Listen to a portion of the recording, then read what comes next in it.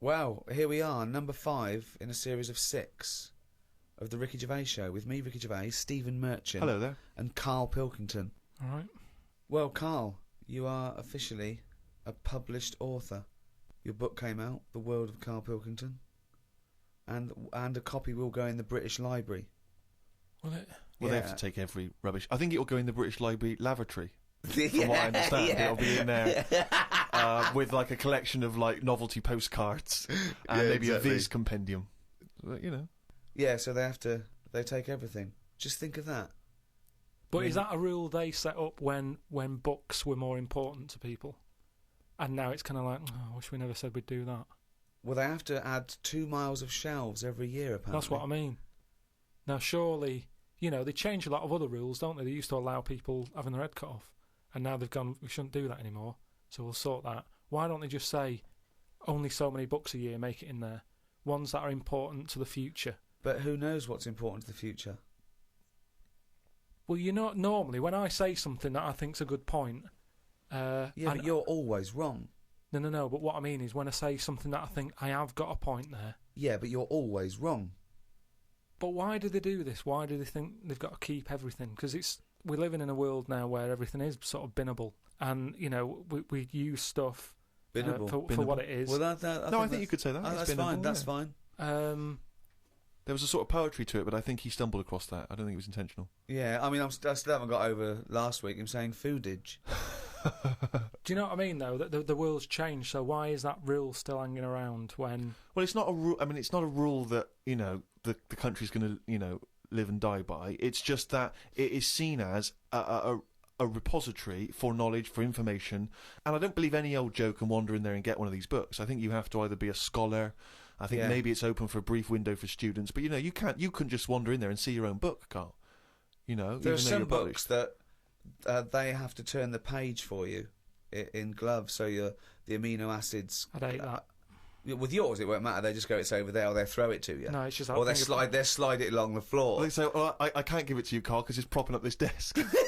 Yeah, they kick it to you and say, put it in the bog when you're finished with it. It's just that thing of being timed, though. I hate it when people go, oh, have you read this? And then I can't read it properly because I'm thinking they're thinking I'm taking ages here. Do you know what I mean? So I have to scan read it. And I go, oh, it's good, that. And they go, what do you think? And I go, oh, about what? So I'd hate the fact that someone stood there with gloves on, because that isn't normal, relaxing sort of reading, is it? But it's not. You don't go in to read the Doomsday Book, let's say, in order to just have a relaxing read. You're going in there to study They're it. historically. Historically. Say they're professors and scholars and scientists and historians. They don't wander in because it's raining and they go, what's a good read? There's not a man wearing white gloves turning the pages of the latest Jackie Collins. Exactly. Do you have heat? Watching your lips move as you read to see if you should turn the next page. I suppose I shouldn't really feel guilty, because at the end of the day, right, I mean, people always rave about Shakespeare, saying, oh, you know, his work was good. But Brilliant. at the same He'll time... probably put that on the book when he brings another one out. He'll put your review on it. Yeah. Oh, that was good. Carl Pilkington. But at the same time, you know, like, some people will have a go. I'm ready for people having a go, like that Wendy did about My Little Films I Made. There's always people... Wendy Robinson. Yeah, you know... It's her opinion. For those Yeah, of you who so- didn't hear and- last week, she slammed Carl. No, well, you know, each to their own and that. And, you know, if everyone liked the same thing, I don't know what we'd do, right? Sure. You don't know anything. So all I'm saying is, everybody raves about Shakespeare, when, if you properly looked at what he did, he invented a lot of swearing words, right? Effing and jeffing and that. Now, That was one of his. Well, it's Effin' and Jeffin' and Effin' and Jeffin' Part 2. Did he make up a great deal of swear words? I don't know that I'm aware of this. A lot of them are Shakespeare invented. But all I'm saying is, for some reason, when things are brought out years ago, people say they're good even though they're not, is what I mean. But let's not mistake the fact that Shakespeare is not... He's not... people seem to confuse him as though they think he wrote these things in order to be read. He wrote them to be performed. They're plays. They're not books in the traditional sense. He didn't bring out the latest book. No, but just when something's old, it gets a bit more respect, is what I mean. When I was watching that documentary about the real Indiana Jones, Brilliant. they dug out some rocks with drawings on, and they were like, "Oh, don't damage them, don't mark the paint," and it's like, it's rubbish. It was like a stick fella with a yak, and Now, if that was found now, or if a kid showed me that, I'd go, hey, it's not that good. So what I mean is, because stuff's old stuff gets respect. But you're not judging it on its aesthetic merits. You're judging it on its historical importance. I don't think that's fair, though, because when that fella drew that, it wasn't old. He did it when he was knocking about. No, yes, but you must see the difference between you doing a stick man on a wall with a bit of chalk near your local and a cave painting that they date to 10,000 years ago. Yeah, so in 10,000 years' time, when they find my story about the monkey fireman, will it gain more respect then than it is now? No, less. But why is it? Because people will more and more realise what a buffoon you are. The more research we do, the more these podcasts we do, the more you expose yourself as an empty, egg-headed moron. That's a friend speaking right there, Richard Gervais. No, he loves you like a brother. I just think, you've mentioned him before, Steve, this Peeps fella. Yes. Has he done anything else apart from a diary? Because now I've done a book and a diary. That means you're better than Peeps, well, is what you're thinking, well, isn't it? I'm not going to say that until I know, but what else did he do? Well, Peeps wasn't a writer predominantly. I believe he was, like a bureaucrat or something. But he kept a diary which has since become a historical landmark. And what did he say in it? What did he say in it? Well, it's again more because it's both well written and it's also an amazing insight into a social document as well. Document, yeah. It's a social document. I mean, that yours period. is a social document, but it sort of revolves around having egg and chips and a calf and seeing a ladybird, which But that's today's living. That's well, but his describes the Great Fire of London, which is what it's most. Yeah, it's but best we haven't remembered had for. one of them. If we had one, I'd write it down. I'm only writing what's happening. The ladybird happened, right? I wrote it down. He was just lucky. He was about in London when that happened. So you're a little angered that you've not witnessed one of the great disasters. Because the thing is, if they read your diary, they'd think, well, nothing happened that year. Nothing important in the world happened that year. Because your diary doesn't just mention. I mean, okay, yes, it does. It fails to mention any disasters in London because we haven't had any. But it doesn't mention any. It doesn't mention any world events. It doesn't mention wars in Iraq, terrorism. It doesn't mention anything. But that's all being wrote about anyway. If you're saying there's a museum that's keeping everything, there's loads of other books for that. Who's looking at the fella whose skulls fell off? What? We see. It's interesting, isn't it? What do you mean the fellow whose skulls fell off? Well, that's what happened the other week, so I wrote about it. What? A fella's skull has fell off. What do you mean his skull has fell off? It's something to do with circulation. But what do you mean his skull fell off? Well, it's in the diary. But how can a skull fall off? Because it's surrounded by tissue and it's got a brain. How can just his skull? How can it detach itself from all the stuff surrounding it? He mislaid all his dreams. But all I'm saying is that's not getting a look in. No, because it's not significant or probably true. Good point, Steve. I don't. All right. Well, let me just. I'll just consult the diary quickly and find the moment with the man whose skull fell off. Oh, here we are. Yeah, looks like the world's fattest man is having an operation to get rid of some of the fat. Yeah. He has to have an iron bed because that's the only thing that can hold his weight. Yeah. There's also a man whose skull has fell out. He's in hospital somewhere. I hate that. It would make me panic. The hospital is busy with people coming in to look at the head. What are you talking about there? That tells us nothing. Right, it's impossible for a skull to fall out. How are scholars in 10,000 years going to be... What are they going to decipher from that? They can sort of go... There's not enough incident detail. But how did his skull fall out? Circulation problems. But answer the question. How did his skull fall out? Fall out of what?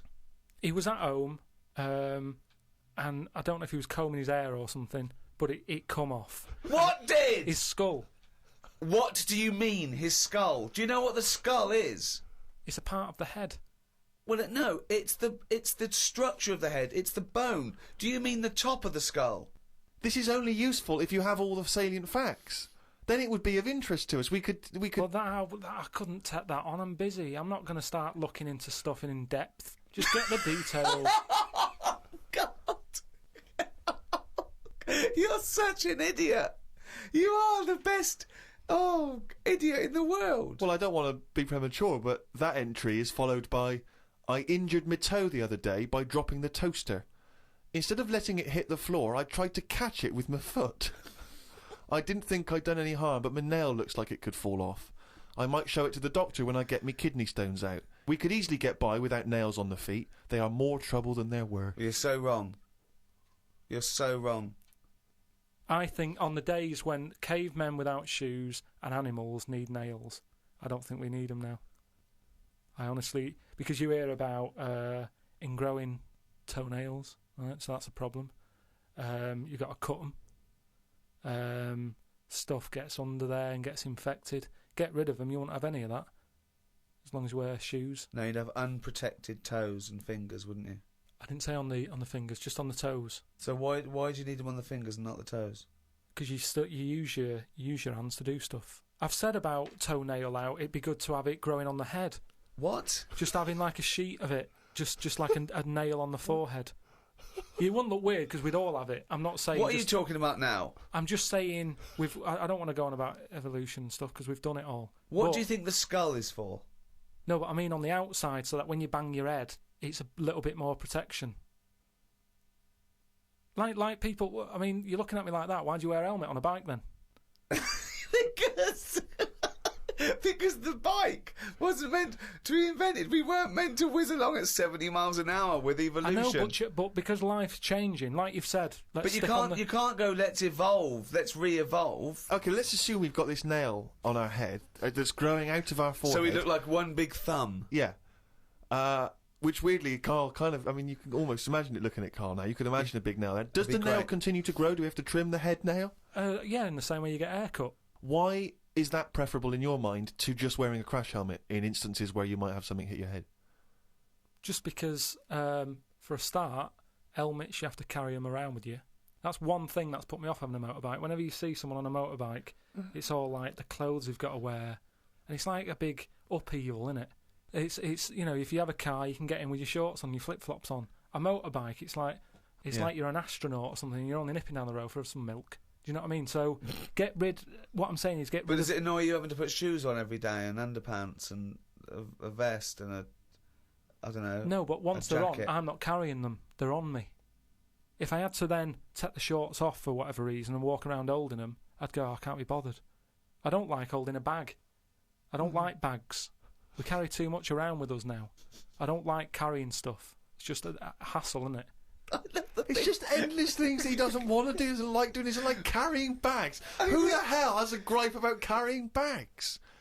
Why is that a concern? Because it's stuff that's on you. I love the way that he wouldn't mind having a nail going out of his fucking head, but he doesn't want to carry a bag. What's good with it is everybody's got one of these. But it's not going to happen, Carl. And the most important thing in your body, apart from the heart, is your brain. So protect that, not the toes. The toes we can get by without the toes. People. But your head's important, isn't it? There's a lot of stuff in your head. And I know all this just after seeing the Bodyworks thing. I went to see it's a show on where there's a load of like dead bodies and that. And you can see how much stuff's in the body. And there's loads of stuff. There's nothing in there that you don't need. It's all doing stuff. Everything in your body. We've been telling you that for years. But you reckon you don't need the toenails? Yeah, that's on the outside. I'm saying everything that's on the inside of your body, right? You don't need the appendix. No, but doesn't that depend on what lifestyle you have? Well, it's a hangover of when we probably ate a lot more cellulose, and it's. Yeah, well, they might come back. Things are always coming back, aren't they? So if people start eating them again. What about male nipples? Sort of looks all right though, doesn't it? Because the chest is quite plain, so with nothing on it, you'd go, oh, what's this? It just balances it out. I think it looks all right. I think it works. So leave it. But what were we talking about? But wouldn't you rather have maybe a little like a rib cage around the testicles? Because you get a whack in them and it. Oh. Yeah, that's pretty good. Not an invention, Carl. It's not an invention, and we can't do it. But would you be able to sit down still? Because that's the good thing with them at the moment is movement. So it sort of works. But don't they say they said something about testicles at the Bodyworks thing? Well, they're on the outside. Put yours away, Carl. You're not one of the exhibits. They're on the outside because they have to be a few degrees below body temperature for the Sertoli cells to so work. That's an odd design that they had to go there because it's a bit of an odd place to have them. Where would you suggest? Dangling from the throat? Sort of. I want to redesign you, right? You can possibly do this now. This is something you can actually do, probably. You could probably have your testicles anywhere. So where would you want them? You've got a giant forehead nail. Yeah. You could have that. It probably wouldn't grow, but we could certainly have that. I just mean, like, because if all it's about is temperature, you don't want to get them too hot. Yeah. Well, they're getting hot down there because you're wearing pants and what have you. So have them nearer to the outside of the body. Well, they are near the outside of the body. No, but we wear pants over them. So you wear pants over them because they're testicles, and polite society suggests that you don't show your testicles. That's the odd thing, isn't it? That's what's happened somehow. That we've said testicles shouldn't be seen. Well, then just cut a hole in your trousers. If it's only about keeping them cool, and because they're too hot, why don't you just hang them out your shorts? Because there's too many sort of seats that are shared these days, isn't there? But what I'm saying is, well, what are you saying? Where would you put them? Somewhere like sort of under the ears, so it sort of just looks like lobes. So you would redesign your body to have a pair of testicles hanging from your ears. And when people are sometimes talking, they do sort of mess with their ears, and they're always saying check for lumps. More handy. Does the penis remain where it is at the moment? Leave that where it is. Yeah. Well, I don't know about you, Rick, but I would love to see, perhaps on the web, it's very easy to put stuff on web pages now, some kind of illustration, could be computer generated, could be drawn by hand, of the new model Carl. Bear in mind, people, that he's got some testicles underneath his ears. And a big thumbnail on his forehead. Big thumbnail on his forehead. Talking to Carl, I want to see Carl's head everywhere. It's the roundness that I like, okay? So do a viral campaign. Anyone out there with a picture of Carl, just get it everywhere. Because I want, eventually, everyone to, as they walk past him in the street, to shout, "You shaved monkey," or "Look at that bald head," or "Look at fucking coconut face coming this way. You got a head like a fucking orange." Went out the other night with the lads. There's a few of us, young, free and single. Must look like the Swingers. Oh, it was pretty. It looked like a boy band had gone out. It looked like, really? It looked like, NSYNC had hit the streets. Right, yeah. Yeah. We'd dressed up, togged up, out for a few drinks. A friend of mine said, "Let's go to a club." Right, I haven't been to a nightclub for a long time. Actually, I haven't been. Is that because your glasses steam up when you walk in out of the cold? That is a problem in the winter. It's very difficult to make a good impression when as you walk in, your glasses steam up straight away, and you got to take them off and clean them and stuff. And then, you get a bit dirty. On your white fronts, you pull your white fronts up through the jeans, clean them on that. Or the back of a girl's dress. But we cruised down to the club. It's one of those big sort of super clubs, London super clubs. Never been in one of those, the Ministry or any of those things, so it was all new.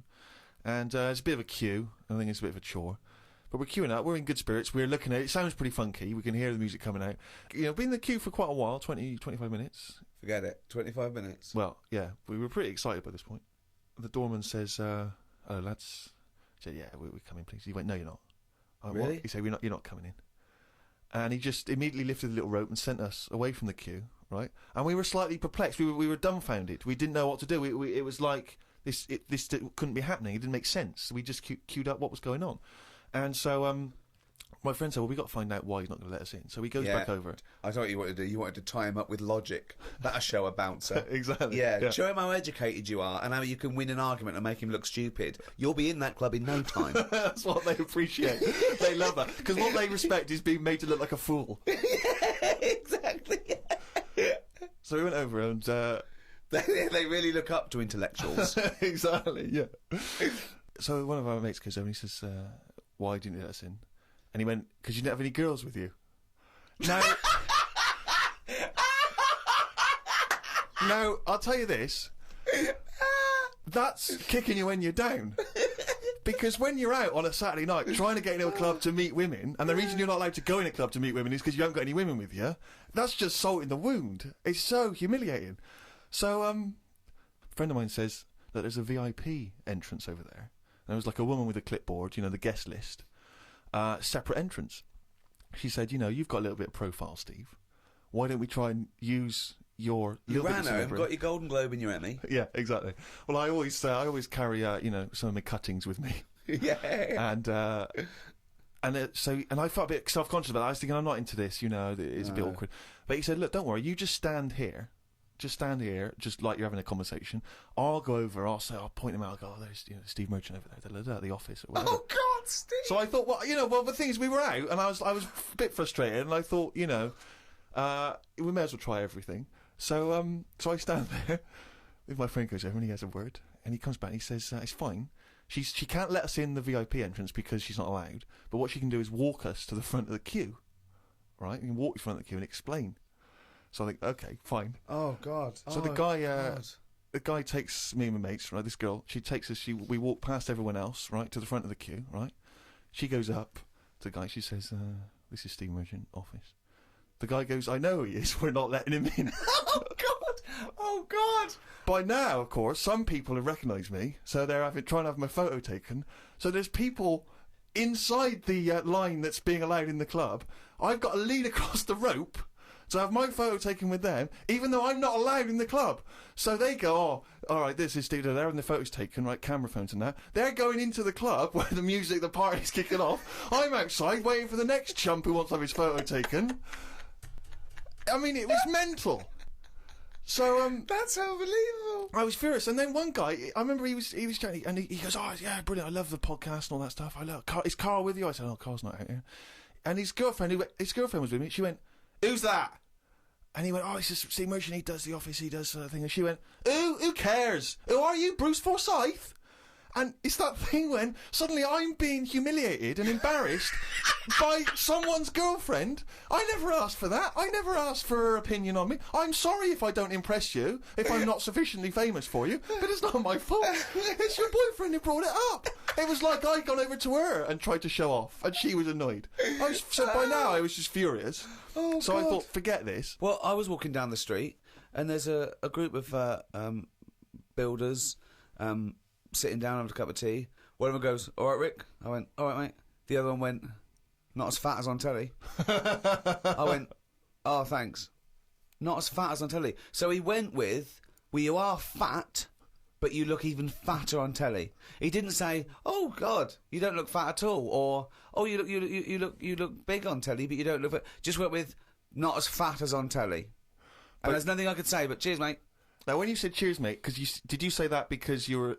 Because I'd say cheers, mate, because I'd be a little bit scared of them.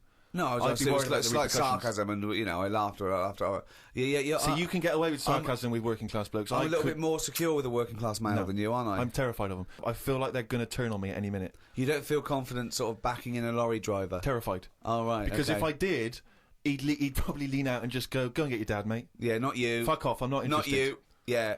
So the final stab is this guy says there's a party I know of going on, right? Oh, blinking out. So we go down to this party. Right, as we're getting there, as we're about to go in, he goes, now you know it's a singles party. I thought, oh, what? He says, you know it's a singles party. Oh, God. So I go in this party, right, it's all single people, right? Now, theoretically, that should be brilliant, right, if you're a singleton yourself. It's the worst kind of party to go to, because when you normally go to a party, right, and you're chatting to a girl, and she says, oh, I got to go and get a drink or whatever, you think, oh, she's probably got a boyfriend or whatever, or she's with mates, that's fair enough. But when you're at a singles party, and a woman says, I'm just going to go and get a drink, and then you just see her leaving, you realise it's not because she's got a boyfriend or whatever, it's just because she doesn't want to talk to you. You can't even kid yourself. You can't even pretend. Oh, and you suddenly sense everyone judging everyone else. So you see a girl and she'll look at you up and down, and then ignore you and walk on. And it's like a massive slap in the face. It's like girls coming up to you and going, not interested. Just by being there, they don't have to say anything and they're rejecting you. And so anyway, one of my friends has been reading this book, The Game, right, by this guy called Neil Strauss, which is sweeping a certain part of the population because it is one of those books written on how to meet women and seduce women, right? And there's this guy called Neil Strauss who infiltrated a sort of secret organisation in America of blokes who've got all these various seducing techniques, right? And one of the techniques which we've been discussing is something called negging, where if you see a very attractive woman, the theory is that she's getting asked out all the time by blokes, right? They're always coming up and saying, oh, you're really beautiful, can I buy you a drink?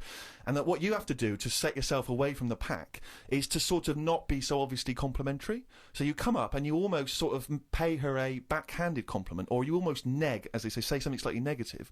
So what you might say is you might go up to her and say, oh, I like your shoes. I've seen another girl wearing them in the club, right? And the theory is that she's sort of, she's a bit taken aback, she's a bit sort of thrown off, and then, of course, you start complimenting her, and you start building her back up again. It's very elaborate mind games. I'm not saying it's a good idea, but we've been talking about the neg, and I was chatting to a girl, and I was a little bit drunk, and I wasn't thinking it through, and I thought about the neg because it wasn't going very well, but I don't think you should say to a girl, I think your ears are a bit too big for your head, because, you know what I mean? It's like you can't come back from that.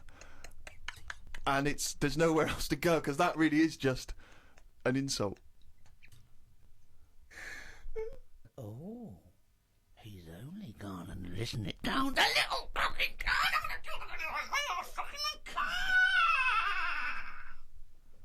That jingle, of course, signifying yet another reading from Carl Pilkington's diary, as always, packed with rich insight into the man's mind. Had a late night last night because I stayed up to watch a programme about monkeys. It's already good. Of course he did. It's already good. Now, before I read on, I mean, is this not some kind of monkey news? Is this not a late return to monkey news? Well, it's not that good. Is it not? Whereas the other monkey news is... Oh, chimpanzee, that's some more shit! This is what he says. This is what he gleaned from the programme about monkeys. It sat on a bridge and wanted stuff off people to walk over the bridge. What? So it was acting as some kind of toll booth, This is ridiculous. No, it was a bridge in like the jungle. Oh, shut the fuck up. And it's a monkey that sat on a bridge, and a lot of tourists go through the area. No, it's a monkey to look at them. who realised that if he sits there, he'll get stuff because it look like it's a cute little chimp begging. No, but every time. Yeah, because you give a monkey, I'm as bad as him now. If you give a chimpanzee a banana, and he starts realising that humans have things to give. Yeah, but it's all squirrels sorts of learn stuff. that. But you don't go, you wouldn't say, went to the park, there's squirrels waiting at the gate. You have to give them a toll to go in. They're only going to give them a nuts. They come up to you every time. You fucking idiot. Went to bed after watching it and fell asleep thinking about it on the bridge right now. It's a bit bad, really, because the monkey should work harder for its food. It made me remember the slug I saw yesterday that was eating bird poo. Nobody would ever help a slug with food like they do with ducks and monkeys. A slug's life is pretty bad. The only time they come out of their den is when it's raining. Den. So even their days out are depressing. It is. Do you know what I mean? No. It is like... It's a horrible thing to be, innit?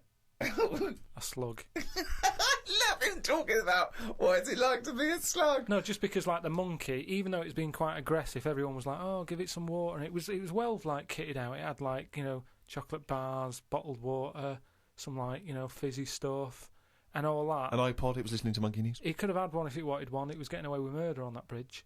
And that's just because it was furry. Yeah, if that was like a blob, like a slug, there's no way people would be that friendly towards it. And it just annoys me how you get this pecking order for, like, no matter what creature you are, favouritism. And that slug was only eating that bird poo because it wasn't being offered stuff. If it was offered toffees or whatever. Well, it's just sad, isn't it? It's come to that. That's what its life has come to. Yeah, but it's not And it as was mollusk raining, like that's I say, down on its fucking luck. It didn't live in a big country house, No, and this but it wife left is. it, the I kids was went, it started hitting the watching bottle. it, and I kind of thought, and look, they do only come out in the rain, and it's depressing, and it'll probably get killed in a bit, and that was its last meal. I just... Last meal! But it people wouldn't don't care. prefer steak and chips, Carl. It No, but doesn't a leaf, have... It must like a leaf or, at the end of the day, it's an insect. They love a It's leaf. not an insect. Well, it's part of that gang. It's part of that... No, it's part of They that... hang out together. They hang out It's not. together. No, Why do you think it's part of that Because gang? it knocks about in the woods in the same place as a spider does. But what I'm saying is they're eating boring stuff because that is what's It's in not their boring area. stuff to them. They're not. I have no opinion of it at all. They take in sustenance. No, but where you are is what you eat. When I'm in London, I'll have beans on toast for lunch. On holiday, what? Tapas? Go on, I'll have a bit. So it's whatever you eat, what's in that area. Suzanne went off to work and I went to the shop to buy some envelopes. The shop was empty, but the fella behind the counter was on the phone and just kept talking even though he could see I was waiting. I started to count backwards from 20.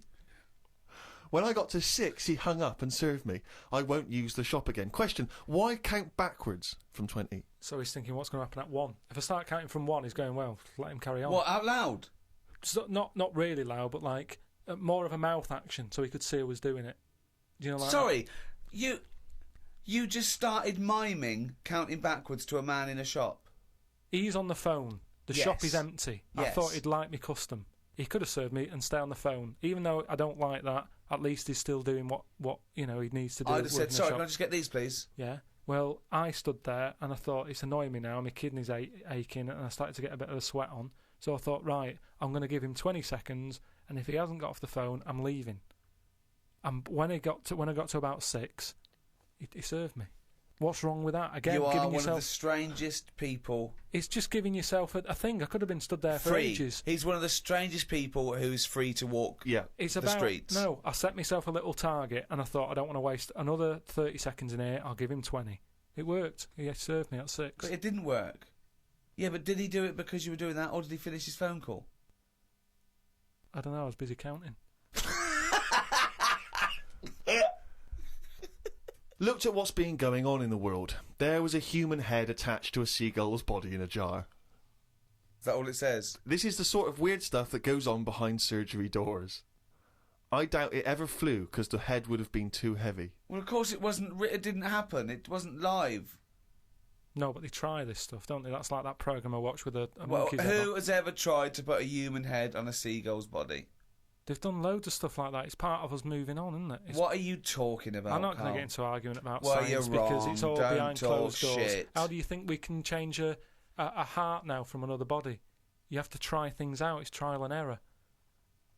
All sorts of weird stuff goes on in hospitals, but we let it happen because it's to help us out in the long run, isn't it? But what are they aiming towards when they're going to find out if you can put a head on a seagull's body? What is that? What are they want to learn, and how do they want to apply that knowledge? A new heart is obviously for a reason. It saves a life.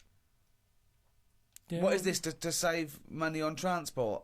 Instead of getting a bus pass, you go, can I put my head on a seagull's body? I go, well, it won't work. Well, try it. Yeah, but there is odd things like that. Like I saw a fish the other day, right? And honestly, it's the weirdest thing. It was just like a blob with a face. Now, I would never have said, yeah, let that swim about. I'd have killed it from day dot. I would have gone, get rid of that. Oh, God! Under what circumstances would you have killed that from day dot? I'm just saying, looking at it, I'd say that does not work. And it looked sad. It looked like it didn't want to be about. Have you got her number?